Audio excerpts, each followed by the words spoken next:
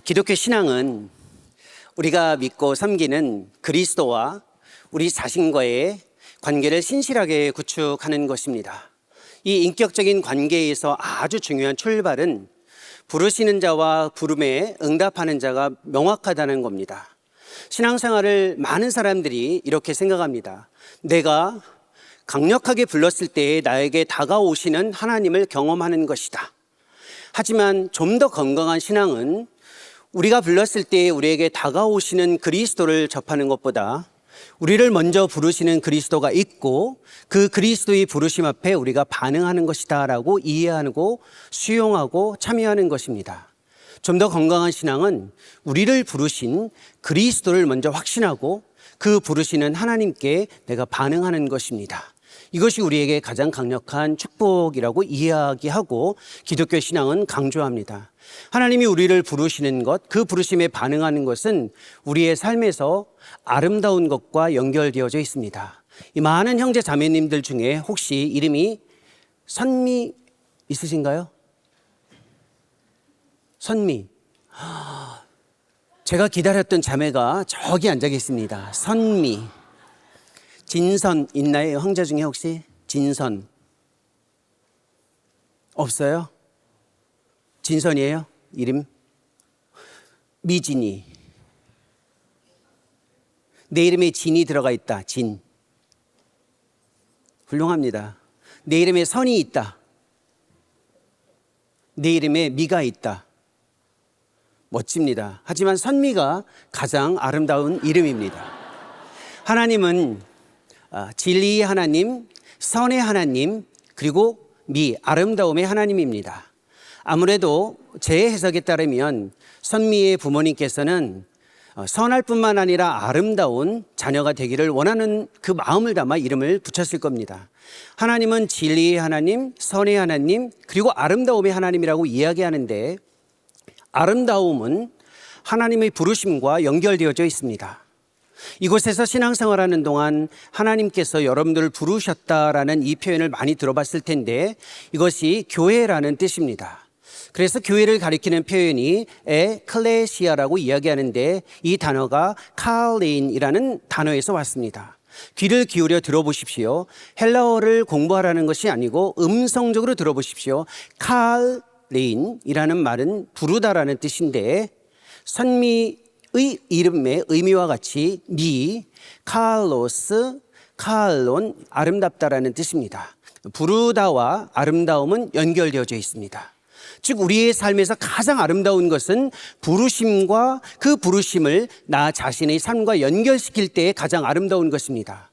우리는 오랫동안 진실한 신앙을 강조해왔고 선한 신앙을 강조해왔지만 아름다움의 신앙도 중요합니다. 여러분이 가장 아름답게 이 세상에서 살아갈 수 있는 모습은 부르심에 응답하는 삶입니다. 저는 한국에서 지금 신학대학원에서 목회자들의 이 되기 위해 공부하고 있는 신학생들을 가르치고 있는데 그 전에 우크라이나라는 곳에서 선교사로 사역을 했습니다.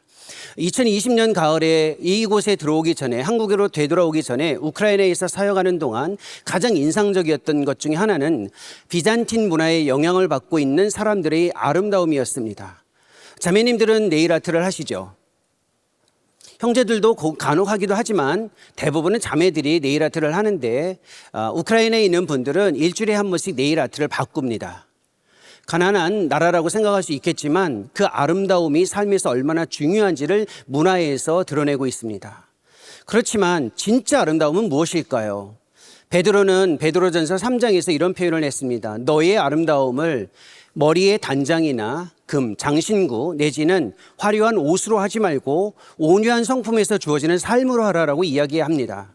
우리는 아름다움이 주저되고 아름다움을 신앙과 연결시킬 때 힘든 이유가 있습니다. 왜냐하면 아름다움은 경제적으로 여유 있거나 아니면 뭔가 수준이 있는 사람들의 몫이라고 생각하지만 그렇지 않습니다. 성경에서 이야기하고 있는 아름다움은 삶과 연결되어져 있습니다.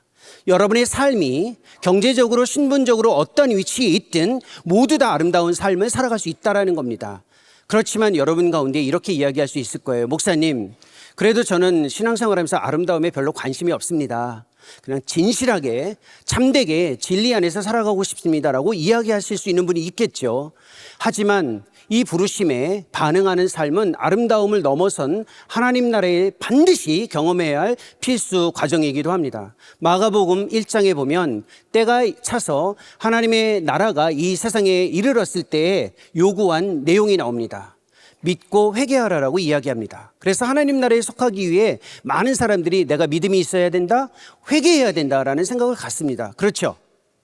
그러나 여기에서 끝나면 안 됩니다. 그 이야기는 바로 예수님께서 제자들을 향해, 따르는 자들을 향해 나를 따르라라는 요청과 이어집니다. 그래서 하나님 나라에 속한 사람들이 반드시 경험해야 할 신앙이 있다면 믿고 회개하고 따르는 것입니다. 따라서 여러분의 삶이 지금 믿음과 회개뿐만 아니라 따름이 얼마나 중요한지 다시 한번 확신하는 것이 제 옆에 여러분들이 보고 있는 강철 부대가 되기 위한 아주 중요한 조건이자 그리고 요구사항입니다. 선택이 아니라 반드시 우리의 삶에 주어져야 한다는 겁니다. 이렇게 그리스도를 향해 우리의 삶이 따르는 자로 이루어지는 것은 아주 중요한 문제인데, 오늘 우리가 읽은 누가복음 9장 57절에 보면 이 부분이 어떻게 이루어질 수 있는지 아주 상세하게 설명해 주고 있습니다. 57절은 이렇게 출발하죠. 우리가 함께 읽었기 때문에 여러분들이 펴놓은 성경을 보시면서 따라오시면 됩니다. 57절의 처음 부분은 이렇습니다. 길 가실 때에 라고 되어 있습니다. 우리가 주님을 따르기 위해 우리에게 주어져 있는 가장 중요한 출발을 알고 있어야만 합니다. 인생의 여정, 곧 길을 가는 과정에서 주님을 따르는 겁니다.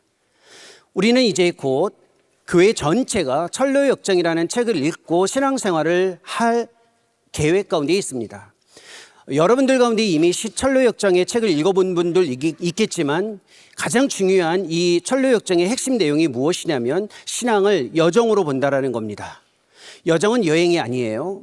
여행과 여정의 차이가 있습니다. 여행은 아무리 힘들고 어려워도 집으로 되돌아오는 겁니다. 이건 여행이에요. 여정은 집으로 되돌아오지 않고 가야 할 길을 향해 계속해서 가는 것을 여정이라고 이야기합니다. 불편하고 힘들고 때로는 예기치 않은 상황이 주어집니다. 그래서 여정으로 그리스도를 따르기 위한 출발을 받아들이는 것은 우리에게 있어서 아주 중요한 선행 조건입니다. 이 부분을 여러분들이 2월, 3월 아마도 공동체의 말씀과 나눔 안에서 경험해 가리라 저는 생각해 봅니다. 그런데 여기서 중요한 것이 있습니다. 인생의 여정길에서 그리스도를 따르는 때에 특별히 주님께서 강조한 이 오늘의 본문의 메시지를 보십시오. 따라라, 따르겠다, 따르겠다, 따라라 라는 단어가 계속해서 반복되어집니다. 주님이 우리에게 원하시는 핵심이 있습니다. 주님과의 관계 속에서 너무 지나치게 주님이 나를 어디로 부르셨는지, 주님이 나에게 무엇인가를 요구하실 때 그 소명을 찾는 데에 너무 집중하지 말라는 겁니다. 젊은 시절 주님을 예배하고 주님이 원하시는 삶을 살아가려고 할 때 우리가 늘 마음속에서 생각하는 것이 있습니다. 주님이 나를 어디로 부르셨을까? 이 일은 주님이 나를 부르신 자리인가? 이 전공은 주님이 나를 부르신 그 전공인가? 이 직장은 주님께서 나를 부르신 직장인가? 여기에 집중합니다. 그래서 늘 항상 주님과의 관계 속에 우리가 주목하고 있는 단어는 following이 아니라 finding입니다. finding입니다. 찾으려고 한다는 겁니다. 정말 주님과의 건강한 관계를 갖고 강력한 신앙으로 살아가기 위해 여러분들이 생각해야 할 초점의 전환은 finding을 following으로 바꿔야 된다는 겁니다. 여러분이 만약에 무엇인가를 찾기 위해 주님께 반응하면 주님의 은혜로 그 일을 찾은 다음에 무슨 일을 할 수 있을까요? 이 일은 주님이 나에게 주신 자리이기 때문에 확신을 가졌다. 그 다음부터 주님과의 관계는 굉장히 연약해지고 나약해질 뿐만 아니라 주님의 필요성을 느끼지 못합니다. 그래서 주님은 단 한 번도 우리에게 그런 식으로 강력하게 요청하지는 않습니다. Following, 나를 따르라라고 이야기하시지 이것을 찾으라라고 이야기하지는 않으신다라는 겁니다. 물론 성경에서 구하고 찾는 일을 강조하지만 그 중심은 그리스도를 따르는 것에서 이루어지고 있다고 우리가 받아들여야만 합니다. 주님을 팔로잉할 때, 따를 때 우리의 삶이 찾아질 수 있기 때문에 그렇습니다. 이러한 상황 속에서 이 제자들이 그리스도를 따르기 위해 오늘 우리가 읽었던 누가복음 9장 57절의 이 말씀을 좀 더 선명하게 이해하려면 이 배경이 어디서부터 출발하는지 이해하면 도움이 됩니다. 46절에 이런 표현이 나옵니다. 물론 성경을 읽지 않았으니까 찾아보지 않으셔도 되는데 제가 설명해 드리겠습니다. 46절에 이런 표현이 나옵니다. 제자 중에서 누가 크냐 하는 변론이 일어나니 라고 되어 있습니다. 주님을 따르는 자들 사이에 이미 어떤 일이 있었냐면 누가 큰지에 대한 변론이 있었습니다. 사실 스승을 따를 때에 제자들이 항상 순서를 정하는 건 자연스러운 일입니다. 그렇죠? 이곳에서 16년이나 여러분들을 섬기고 여러분의 선배를 섬기고 교회를 섬겼던 김보훈 목사님이 이곳에 계시는데 맞죠? 이 목사님이 여러분들의 지도자로 계시는데 아마 리더들이나 아니면 여러 이 스텝으로 섬기는 분들이 이런 생각을 가질 겁니다. 야, 김보훈 목사님의 인정받는 순서는 누가 우선일까? 목사님이 누구를 제일 신임하는 우리 리더로 지금 생각할까? 이런 생각도 가끔 해볼 수 있지 않을까요? 그것처럼 예수님을 따르던 당시에 제자들이 순서를 정하는 건 지극히 자연스러운 일이었습니다. 왜냐하면 랍비라는 스승을 따르는 일군의 그룹들은 항상 순서가 있었습니다. 그래서 이제 경쟁을 한 겁니다. 누가 더 위에 있는지, 누가 더 높은 순서에 있는지. 순서를 정하는 건 문제가 되지 않습니다. 문제는 어디에 있냐면 순서를 정한 것이 영적으로 위협을 가할 수 있는 상황이 주어진다는 겁니다. 경쟁 사회에서 가장 힘든 건 경쟁 자체가 아니라 경쟁 때문에 주어지는 연민 현상입니다. 자기 연민에 쉽게 빠져듭니다. 왜냐하면 내가 인정받지 못하는 것, 내가 좀 더 나은 대우를 받지 못하는 것이 불편하기 때문에 그렇습니다. 그것이 우리의 삶에서 가장 어려운 겁니다. 이 일을 주님도 알고 계셨습니다. 여러분의 삶에서 순서를 정하는 것이 사회적으로 얼마나 중요합니까? 많은 사람들이 나를 얼마나 인정해 주는가에 의해서 좀 더 알려져 있는 사람이다라는 생각을 갖습니다. 그래서 우리 시대에는 셀럽이 굉장히 중요한 위치에 있습니다. 인정받는 것, 인기가 있는 것. 그래서 인스타그램이나 틱톡, 트위터와 같은 곳에는 마이 스토리를 이야기하고 거기에 얼마나 많은 사람들이 좋아하느냐, 팔로잉 하느냐로 그 사람의 순서가 매겨집니다. 유튜브도 구독자가 많거나 아니면 자기가 업로드한 것을 많이 보면 마치 인정받는다라는 생각을 가지고 있습니다.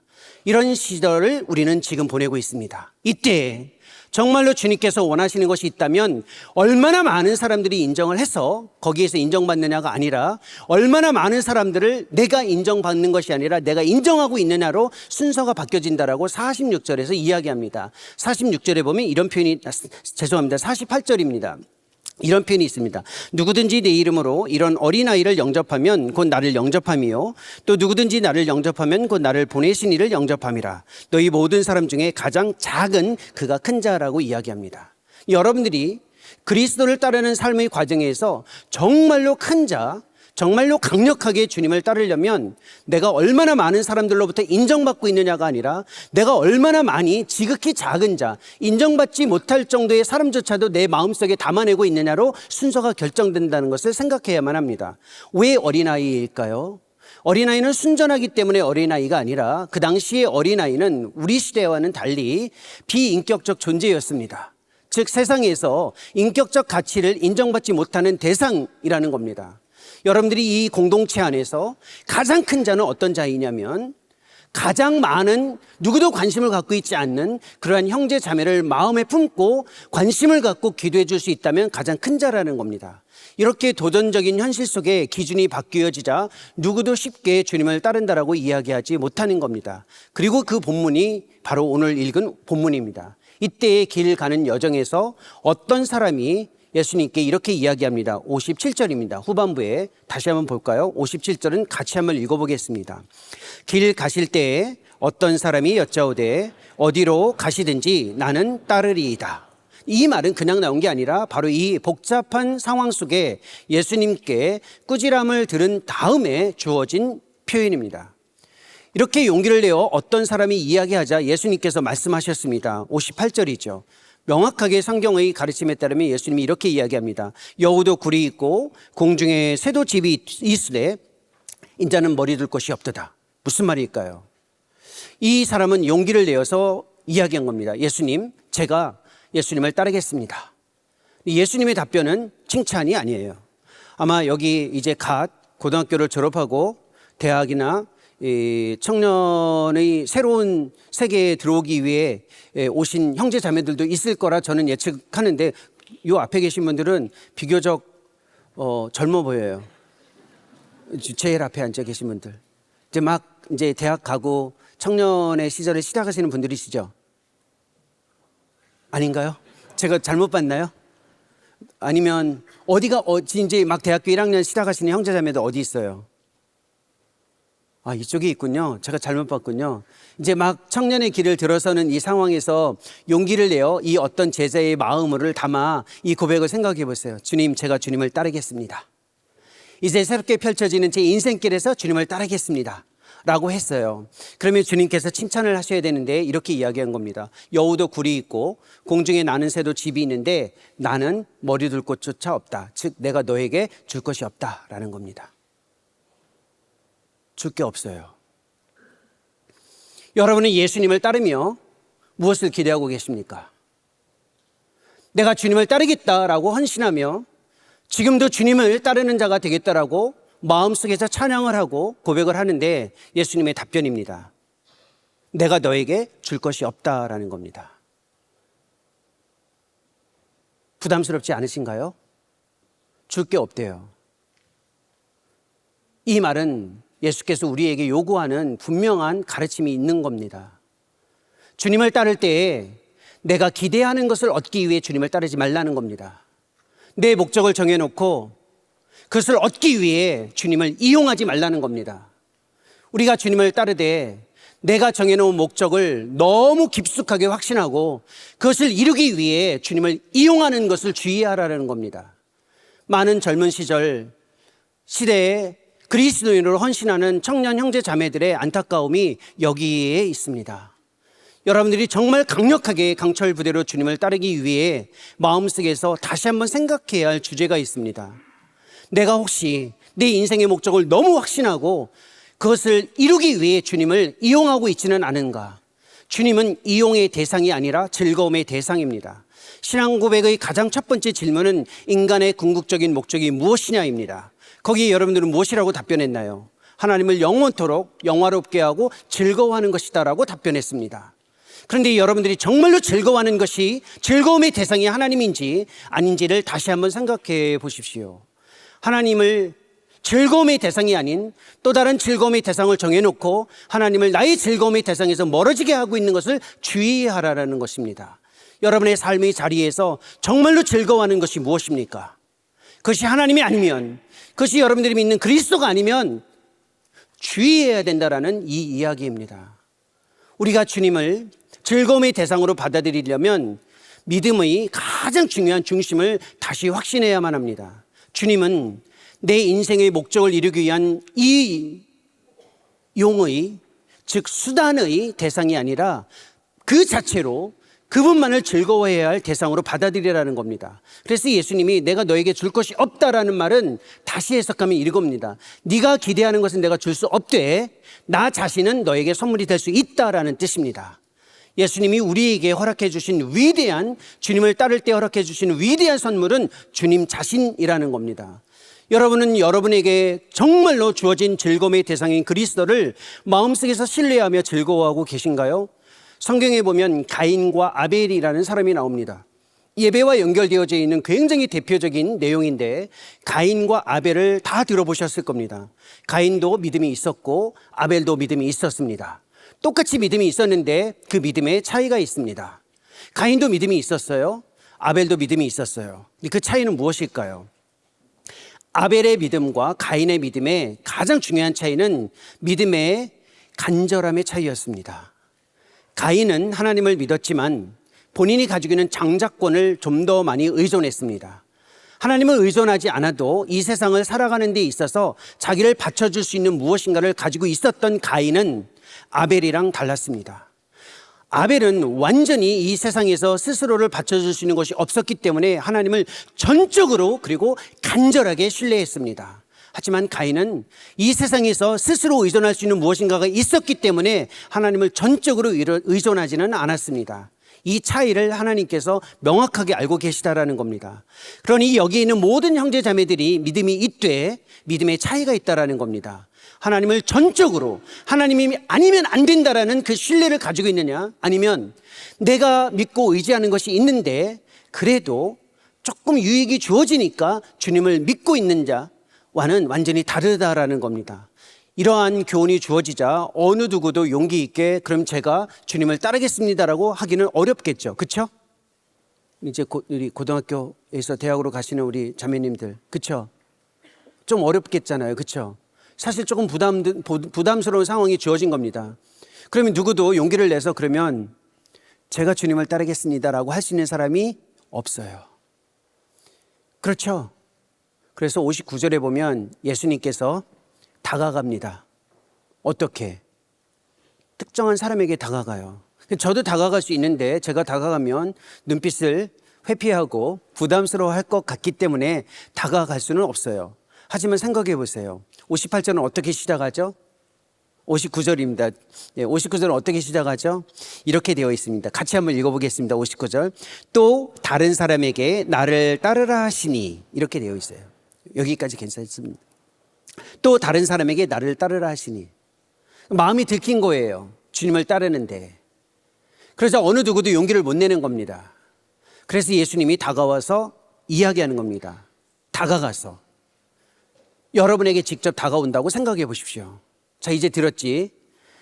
그리스도를 따르는 것이 무엇인지 들었으니까 이제 용기를 낼 수 없는 주저함 가운데 있으니까 이제 직접 다가와서 얘기하는 겁니다. 선미에게 다가가는 거죠. 직접 가는 겁니다. 그럼 영광스럽다라고 생각할 수 있겠지만 사실 이게 부담입니다. 내가 주님을 따를 때 내 마음이 들켜진 상태이기 때문에 부담스러운 겁니다. 이야기합니다. 나를 따르라. 형제님, 앞에 계신 형제님, 예수님이 그렇게 이야기할 수 있다는 거예요. 나를 따르라. 영광이라고 생각할 수 있겠지만 부담일 수 있다는 겁니다. 그렇지 않을까요? 나를 따르라 라고 이야기하면 어떨까요? 기다렸습니다, 주님. 저에게 이렇게 직접 오셔서 말씀하시니 기쁨으로 따르겠습니다 라고 할 수 있겠죠. 이분은 그렇게 답변하지 않았습니다. 제가 읽어보겠습니다. 그가 이르되 59절 후반부에 나로 먼저 가서 내 아버지를 장사하게 허락하옵소서라고 이야기합니다. 그러자 예수님께서 60절에 이렇게 이야기합니다. 죽은 자들로 자기의 죽은 자들을 장사하게 하고 너는 가서 하나님의 나라를 전파하라 라고 이야기합니다. 이게 무슨 말일까요? 그냥 쉽게 결단하고 따르자, 네 따르겠습니다 라고 끝나야 되는데 왜 이 사람은 우리 아버지를 장사하고 먼저 우리 아버지를 장사하고 그리고 따르겠습니다 라고 이야기할까요? 예수님을 따를 때 우선순위를 정하는 것에 대해서 문제를 가지고 예수님께 협상을 하는 겁니다. 그런데 여기서 주의할 것이 있습니다. 이게 우선순위를 정하는 것처럼 보여지는데 진짜 우선순위인지를 생각해 봐야만 합니다. 죽은 자를 장례하는 것은 인류 역사에서 가장 중요한 우선순위의 1번에 있습니다. 그래서 형제들이 군 생활을 하다가도 가족 중에 누군가가 장례가 주어지면 바로 장례식에 보내줍니다. 전쟁 중에도 보내줍니다. 우선순위의 문제처럼 보여집니다. 죽은 자에 대한 장례. 하지만 죽은 자에 대한 장례처럼 보여지지만 뭐라고 얘기했냐면 지금 아버지가 죽었다라는 것이 아니라 아버지가 죽고 나면 장례를 하고 그때 오겠다라는 겁니다. 무슨 말일까요? 조건적으로 따르겠다라는 겁니다. 어떤 상황이 주어지고 나면 그때 주님을 따르겠다라는 겁니다. 주님을 따르되 지금이 아니라 이 상황이 해결되면 그때 주님을 따르겠다라는 겁니다. 여러분들이 주님을 따를 때 특별히 주의해야 할 것이 있습니다. 조건적으로 따르는 겁니다. 이 문제만 해결되면 그때 제가 주님을 따르겠습니다. 이건 굉장히 중요한 일이기 때문에 이 문제가 해결되지 않으면 주님을 따를 수 없습니다. 따라서 주님을 따르게 하기 위해 이 문제를 해결해 주시든가 아니면 기다리시든가 라고 주님을 따르는 삶을 주의하라는 겁니다. 이스라엘 백성들을 보십시오. 이 조건적인 주님을 따르는 것이 하나님을 따르는 것이 얼마나 정말 바람직하지 못한 신앙인지 생각해 보십시오. 이스라엘 백성들이 끊임없이 어려울 때마다 하나님께 이렇게 기도했습니다. 하나님, 이번만 도와주신다면 제가 하나님을 신실하게 따르겠습니다. 하나님이 이 문제만 해결해 주신다면 더할 나위 없이 주님 앞에서 헌신하겠습니다라고 끊임없이 이스라엘의 역사에서 이스라엘 백성들이 고백했습니다. 하지만 하나님의 은혜를 경험하고 나서 바로 그 다음 단계에서 여전히 처음의 자리로 돌아갔던 사람들이 이스라엘 백성들입니다.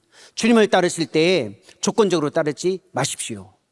주님, 이건 너무 중요한 일인데 이 문제만 해결해 주신다면 그리고 나서 제가 주님을 신실하게 따르겠습니다. 이건 제 인생에서 너무나도 중요한 일입니다. 반드시 해결해 주십시오. 그러면 이 한 몸 주님께 철저히 그리고 온전히 신실하게 헌신하겠습니다는 거짓입니다. 지금 따르지 못하면 그 상황이 주어져도 문제가 해결돼도 따르지 못하기 때문에 그렇습니다. 거짓 신앙 고백으로 주님 앞에 협상하려 들지 말라라는 예수님의 의미가 이 문장 안에 숨겨져 있습니다. 그래서 예수님의 답변이 이야기하는 겁니다. 죽은 자들로 장사하게 하고 그리고 너는 하나님의 나라를 전파하라라고 이야기하는 겁니다. 이 말은 세상 일과 영적인 일을 구분하라라는 것이 아니라 조건적인 신앙 앞에 스스로 기울어진 삶을 살아가지 말라라는 겁니다. 저 역시 마찬가지였습니다. 제가 선교지에서 사역을 좀 하다가 한국에 들어와서 이 학생들을 가르치는 사역을 하고 있는데 미국에서 한 9년 반 10여 년 동안 유학 생활을 했습니다. 유학을 하는 동안 여러분들이 어떻게 보실지 모르겠지만 생각보다 영어도 못하고 실력도 없고 그리고 변변한 그냥 아시아에서 온 그냥 아주 그냥 그런 학생이었습니다. 제가 그 마음의 간절함을 담아 힘겨운 유학생활을 보낼 때마다 했던 기도의 제목이 있습니다. 하나님, 저 정말 실력이 없는데 이번 과목만 좀 잘 해결해 주시고 패스하게 해주신다면 제가 주님을 위해 열심히 헌신하겠습니다. 하나님, 저 종합시험만 잘 본다면, 제가 이 논문만 잘 쓴다면, 이것만 패스시켜 주신다면 제가 주님을 위해서 헌신하겠습니다라고 기도를 수없이 해왔습니다. 하나님은 신실하시기 때문에 그것을 저에게 들어주셨습니다. 그러나 저는 여전히 똑같은 사람이었습니다. 학위를 다 마치고 동아프리카 케냐에서 처음 선교사로 5년 반 동안 사역을 했습니다. 나이로비에 들어가서 아프리카 사람들을 섬길 때 제가 얼마나 멋진 사역을 했을까요? 라고 기대하시지 마십시오. 똑같은 사람이었습니다. 그렇게 열심히 주님께 기도했습니다. 이것만 해결해 주신다면 주님을 따르겠습니다 라고 했지만 전혀 새로운 곳에 가서 여전히 똑같은 사람이 되었습니다. 그리고 설교의 초반부에 말씀드렸듯이 우크라이나로 사역지를 옮겨서도 여전히 똑같은 사람이었습니다. 그러면 지금은 어떨까요? 그 정도의 경험을 20여 년 동안 했다면 한국에 들어와서의 사역은 훨씬 더 멋지지 않을까요? 천만에요. 똑같습니다. 지금도 저는 그 기도를 하며 주님 앞에서 초라한 자신을 바라보고 있습니다. 젊은 시절 청년의 때에 주님이 원하시는 아름다운 예배자요, 하나님이 원하시는 헌신자가 되겠다라고 여러분은 찬양으로 고백했습니다. 그렇다면 지금 따르셔야만 합니다. 조건적으로 따르시면 안 됩니다. 어떤 일이 해결되어도 여러분들은 따를 수 있는 능력이 주어지는 것은 아닙니다. 왜 우리는 자꾸 조건적으로 주님을 따르려고 할까요? 작은 일이 사소해 보이기 때문에 그렇습니다. 주님을 따르는데 큰 일에만 집중하고 싶은 겁니다. 이 일에서만 주님을 따르거나 내가 원하는 영역에서 주님을 따르고 싶은 유혹 때문에 그렇습니다. 주님을 따르는 것은 지극히 작은 자리에서 주님을 따르는 겁니다.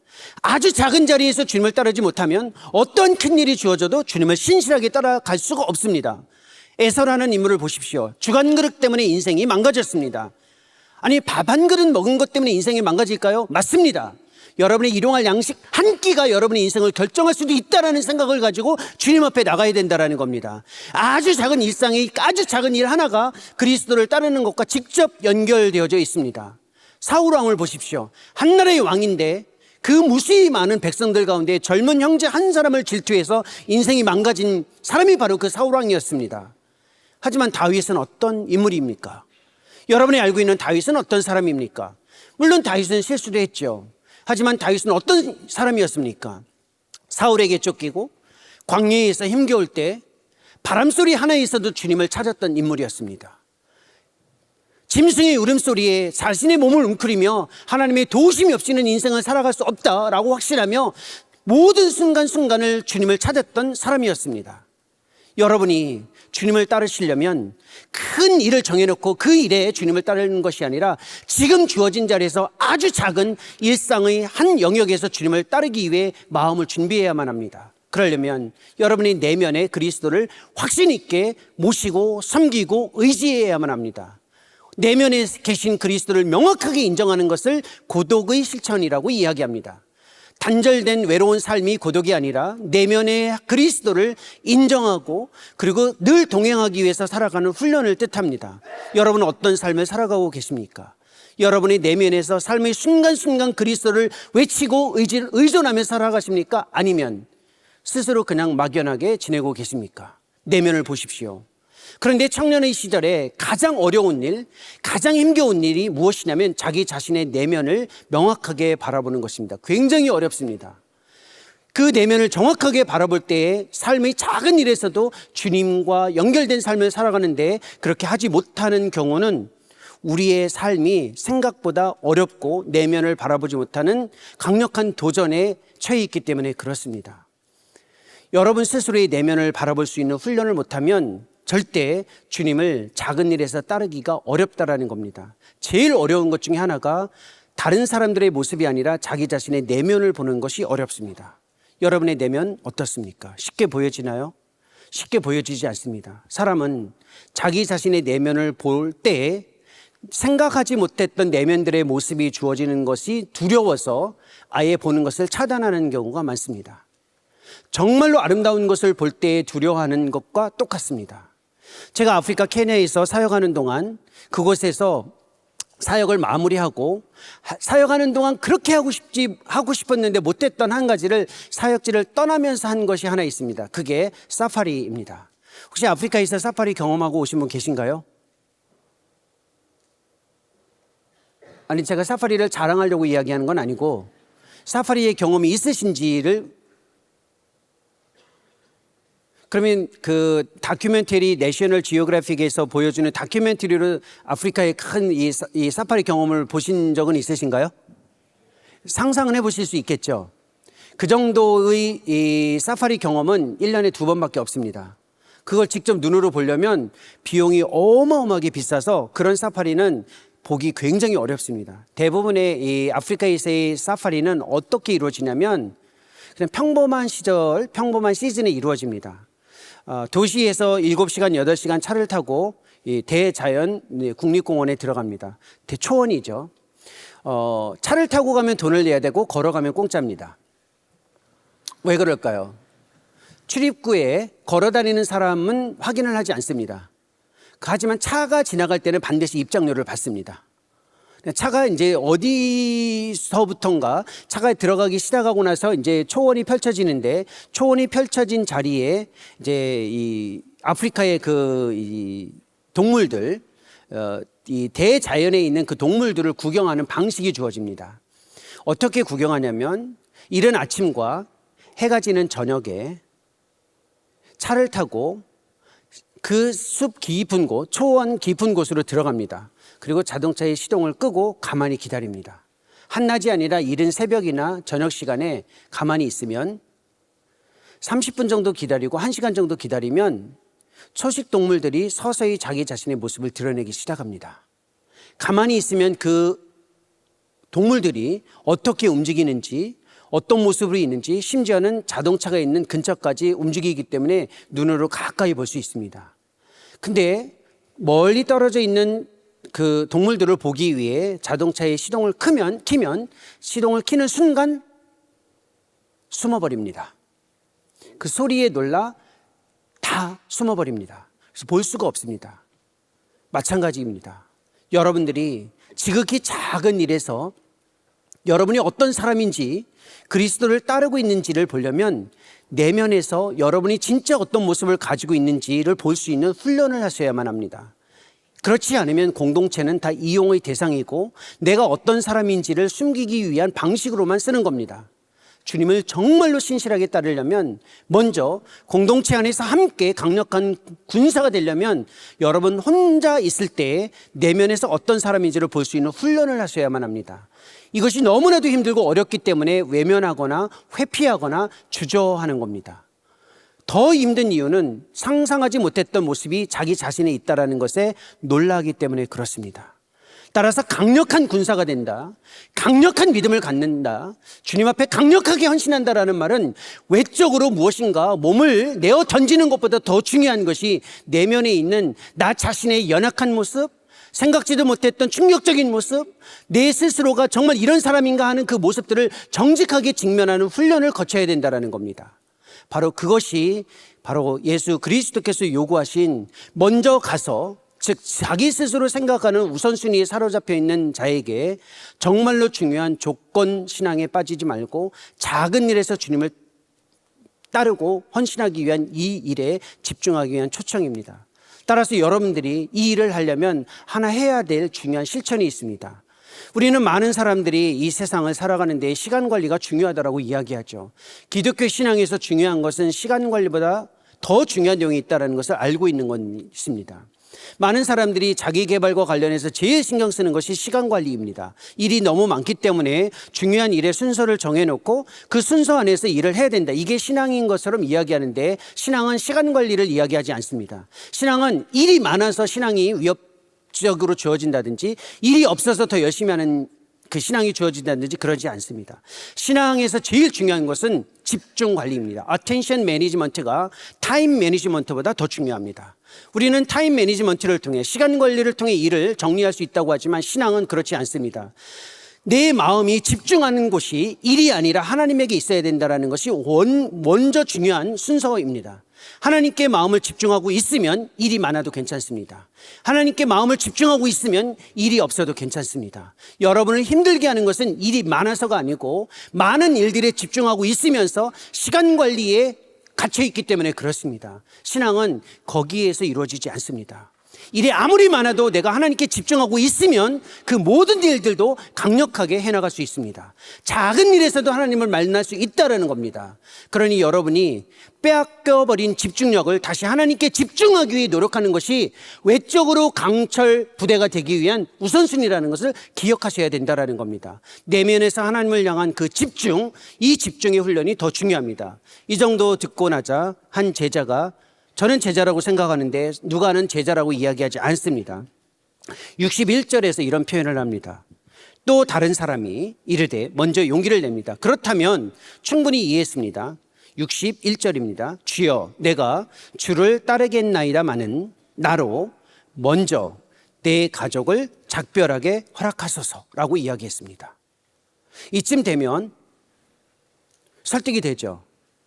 그리고 예수님도 이 정도 이야기하면 뭐라고 이야기하실까요? 아, 그래? 빨리 가서 인사하고 와라 라고 그렇게 이야기하겠죠, 자매님? 그 정도는 얘기해 주실 수 있잖아요. 그렇죠? 예수님이. 그렇지 않나요? 여기 계신 형제님들 생각해 보십시오. 그렇게 이야기하고 있지 않을까요? 집에 식구들한테 인사는 하고 와도 되잖아요, 주님을 따를 때. 62절에 우리가 다시 한번 들어야 할 예수님의 중요한, 주님을 따를 때 요구하는 교훈이 있습니다. 62절입니다. 같이 한번 읽어보겠습니다. 예수께서 이르시되 손에 쟁기를 잡고 뒤를 돌아보는 자는 하나님의 나라에 합당하지 아니하니라 하시니라.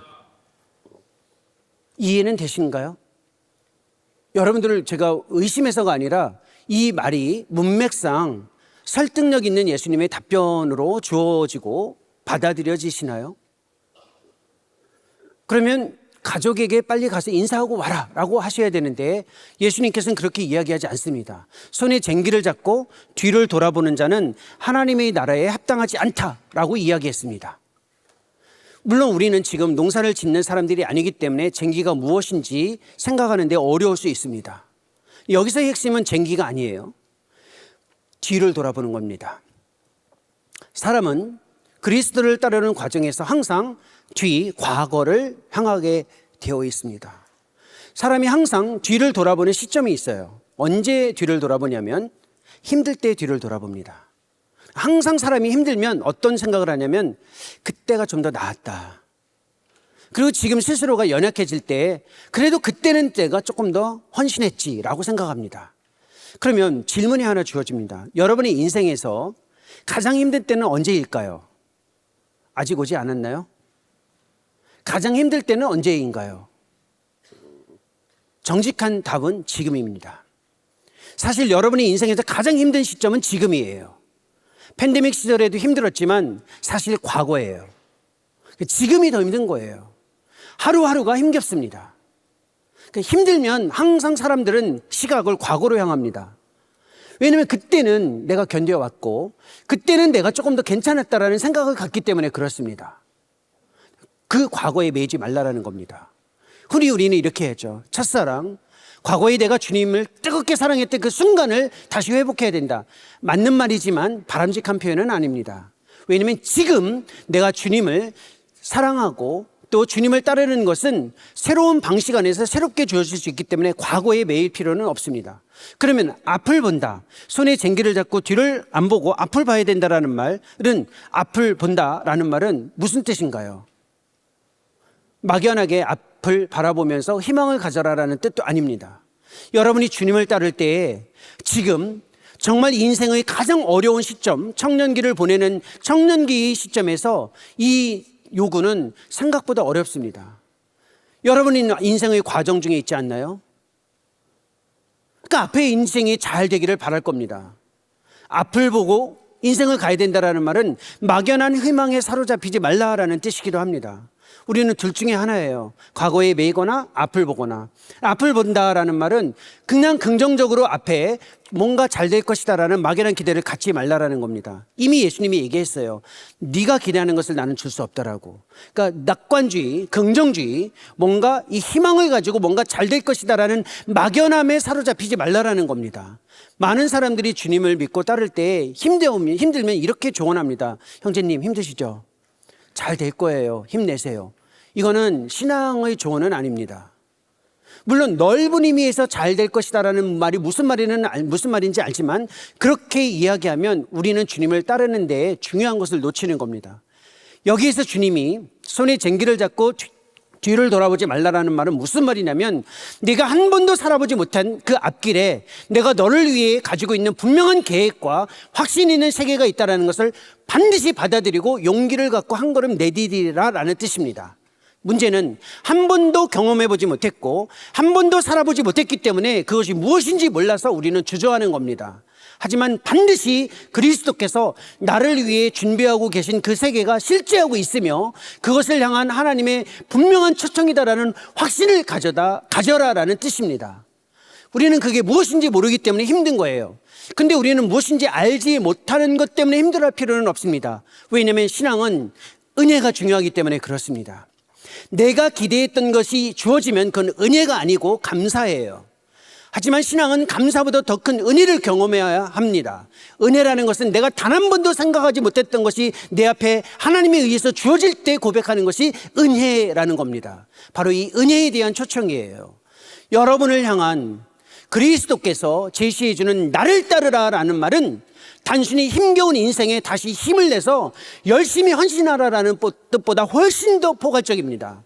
내가 너를 위한 인생에 풍성한 계획을 가지고 있고 너 자신을 향한 나름대로의 인생의 플랜을 내가 가지고 있는데 네가 지금 알지 못한다고 해서 주저하지 못하고 네가 상상할 수 없다고 해서 그것 때문에 힘겨워하지 말고 나를 믿고 한 걸음 내디디어라. 그러면 그 발걸음 속에 반드시 비추어지는 나의 모습이 무엇인지를 너는 경험할 수 있을 것이다 라는 초청이라는 겁니다. 따라서 나를 따르라라는 말은 의무도 아니고 율법도 아니고 고된 인생의 부담을 안겨주는 요청도 아니라 하나님의 위대한 은혜의 초청에 용기를 내라는 하나님의 제안입니다. 그것을 그리스도께서 우리에게 이야기해주고 계시는 겁니다. 여러분은 인생의 고비고비마다 어떤 일이 주어질 것이다라는 나름대로의 플랜, 계획을 가지고 있습니다. 내 인생의 20대에는 이런 일이 이루어져야 되고 20대의 초반과 중반을 이렇게 나눌 수 있고 30대가 되면 이런 인생이 펼쳐질 것이다라는 생각을 가지고 있습니다. 그거에 갇히지 말라라는 겁니다. 욥이라는 인물을 생각해 보십시오. 어떤 사람입니까? 욥은 세 개의 세상을 가지고 있었습니다. 자기 스스로 생각하는 세상, 친구들이 욥에게 부여한 세상, 그리고 하나님이 욥을 향해 갖고 있었던 세상이 있었습니다. 욥에게 진짜 세상은 어떤 세상인가요? 욥 스스로가 생각했던 세상도 아니고 친구들이 욥에게 부여한 세상도 아니고 하나님이 욥을 향해 갖고 있었던 세상이 진짜 세상입니다. 그것을 인정하는 순간 욥의 세상이 완전히 바뀌었고 욥의 인생도 바뀌었습니다. 여러분의 삶, 막연함 가운데 있을 수 있고 어떻게 살아가야 할지 모르는 두려움 가운데 있을 수 있지만 한 가지 확신하십시오. 그리스도는 반드시 여러분 각자의 인생을 위한 분명한 그 실제 확신을 가지고 여러분들을 초청하는 겁니다. 어줍잖게 함께 가자라고 이야기하지 않으셨습니다. 나를 따르라라고 이야기했습니다. 여러분들이 지금 해야 할 반응이 이것입니다. 제 인생에서 살아오면서 이 그리스도를 따르는 것과 관련되어져 있는 정말로 믿음이 없는 저에게 주신 은혜의 경험이 있습니다. 제가 유학 생활을 하는 동안, 공부를 하는 동안 제 마음속에서 이런 생각이 있었습니다. 하루빨리 공부를 마치고 대한민국으로 돌아와 한국교회를 섬겨야겠다라는 생각을 가지고 있었습니다. 그 생각에 사로잡혔고 그것이 주님을 따르는 데 가장 완벽하고 온전한 길이라고 확신했었습니다. 그런데 주님이 저에게 보여주신 세상은 단 한 번도 생각해 보지 못했던 동아프리카 케냐 나이로비에서의 시간이었고 우크라이나에서의 시간이었습니다. 이거는 제가 단 한 번도 생각해 보지 못했는데 이 어마어마한 은혜는 저에게 상상 이상의 바로 그것이었습니다. 하나님이 얼마나 위대하신 분인지, 어떻게 이 세상에서 위대한 역사를 펼쳐가고 계신지를 두 눈으로 볼 수 있는 은혜의 참여의 기회였습니다. 저는 단기 선교도 한번 가본 적이 없었고 선교사가 되고자 하는 꿈도 꾼 적이 없었으며 고작 했다라는, 죄송합니다, 고작은 아니고 제 편에서입니다. 저 편에서만 고작입니다. 기껏 했다는 것이 선교 헌금한 것밖에 없었습니다. 그랬던 제가 하나님의 손에 잡혀 상상하지 못했던 세상으로 들어갈 수 있었다라는 것은 하나님이 초청해 주신 것에 대한 작은 용기였다라는 것을 지금 생각해 보면 고백이 주어집니다. 여러분의 인생이 막연할 수 있고 힘겨울 수 있습니다. 하지만 주님이 따르라라고 이야기하는 것은 율법적으로 그냥 막연한 헌신에 여러분의 몸을 던지라라는 것이 아니라 반드시 여러분을 향해 준비하고 있는 그 세상에 힘을 내어 그리고 담대하게 그리고 확신을 가지고 한 걸음 내디디라라는 뜻입니다.